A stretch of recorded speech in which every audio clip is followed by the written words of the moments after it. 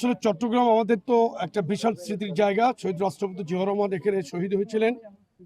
আর দীর্ঘ দেড় যুগ পরে বিএনপির ভারপ্রাপ্ত চেয়ারম্যান জনাব তারেক রহমান বাংলাদেশে আসার পর মানুষের মধ্যে যেই উৎসাহ উদ্দীপনা ছিল, 25শে ডিসেম্বর রেকর্ড বাংলাদেশের সমস্ত সারা পৃথিবীর ইতিহাসে স্বদেশ প্রত্যাবর্তনের যেই সমস্ত অতীত ঘটনা আছে সব কিছুকে ছাপিয়ে এটা ছিল সবচেয়ে বড় স্বদেশ প্রত্যাবর্তনের সমাবেশ বলেন, জনসমাগম বলেন।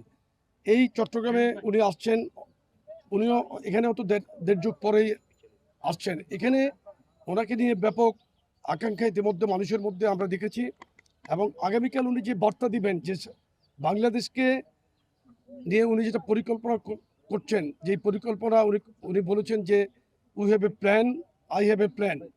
জনাব তারেক রহমানের এই উক্তি কিন্তু উনি বলেছেন এবং পরিকল্পনাগুলো কিন্তু উনি ইতিমধ্যে অনেক দূর এগিয়ে নিয়েছেন। এই বাংলাদেশকে কিভাবে উনি সমৃদ্ধ বাংলাদেশে পরিণত করবেন। ইতিমধ্যে আপনি দেখেছেন যে বিএনপি একমাত্র পরিকল্পনা দিয়েছে কিভাবে দেশ গঠন করবে। অন্য কোনো দল কিন্তু বাস্তব কোনো পরিকল্পনা দিতে পারে নাই। তারা শুধু মিথ্যা প্রপাগান্ডা এবং তারা মানে তারা পরিকল্পনাহীন কথাবার্তা বলছে এবং তাদের মধ্যে কোনো পরিকল্পনা নাই। আর গুপ্তদের যেই কাজ, সেই গুপ্তভাবেই তারা এখনো পর্যন্ত মিথ্যার মধ্যে আছে।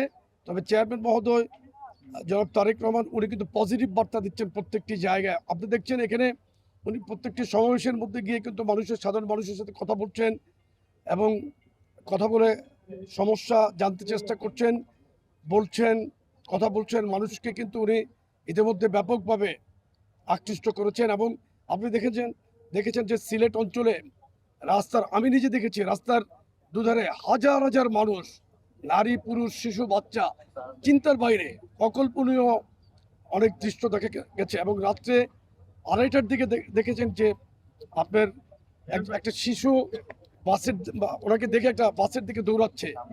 তো এই যে মানুষের ভালোবাসা, জিয়া পরিবারের প্রতি মানুষের যে ভালোবাসা, এই ভালোবাসাটা উনি এখন পাচ্ছেন আরো অনেক বেশি। আমরা মনে করি যে আগামী দিনের বাংলাদেশ জনাব তারেক রহমানই বিনির্মাণ করবেন, সমৃদ্ধ বাংলাদেশ গড়বেন ইনশাল্লাহ। নির্বাচন নিয়ে কোনো শঙ্কা দেখছেন কিনা এবং নির্বাচন বিলম্বিত হতে পারে এমন অনেক ধরনের কথা আসছে, এগুলো নিয়ে কোনো ধরনের আমরা বলা হচ্ছে যে তাদেরকে বিএনপিকে পদদলিত করে দিবে বা এই ধরনের বার্তা তারা আসলে দিচ্ছিল 10 জনের এবং পোস্টাল ব্যালট নিয়ে নানা প্রশ্ন। আপনি দেখেছেন ইতিমধ্যে পোস্টাল ব্যালট পেপারে কিন্তু একটা বিরাট ইলেকশন ইঞ্জিনিয়ারিং এর একটা সূচনা আপনি দেখছেন। এটা কিন্তু লক্ষণ খুবই খারাপ। আমরা কিন্তু সাধারণ জনগণকে নিয়ে রাজনীতি করি, তাদেরকে সাথে নিয়ে রাজনীতি করি।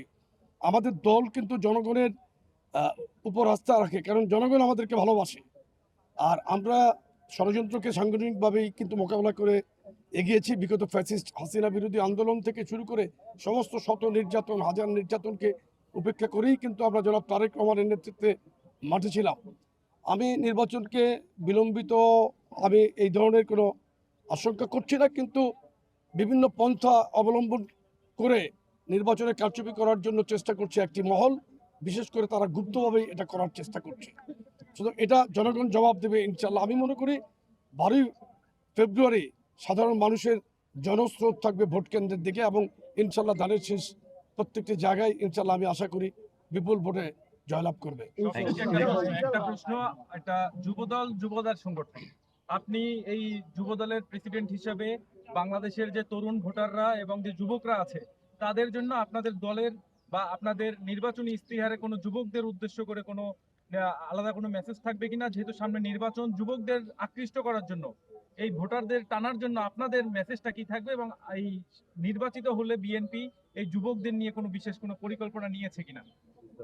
আপনি একটি কথা আপনি একদম ক্লিয়ারলি আমি আপনাকে বলি যে কাউকে টানার জন্য কিন্তু আমরা কোনো কথা বলছি না। আমরা কিন্তু বাস্তবসম্মত পরিকল্পনা বিএনপি দিয়েছে, জনাব তারেক রহমান দিয়েছে। আর যুবকদের জন্য তো অবশ্যই পরিকল্পনা, যুবক ছাড়া তো কোনো দেশ টিকতে পারে না। যুবকদের অবদান সবচেয়ে বেশি, তরুণ যুবকদের, তাদের জন্য তো অবশ্যই আমাদের কর্ম পরিকল্পনা আছে।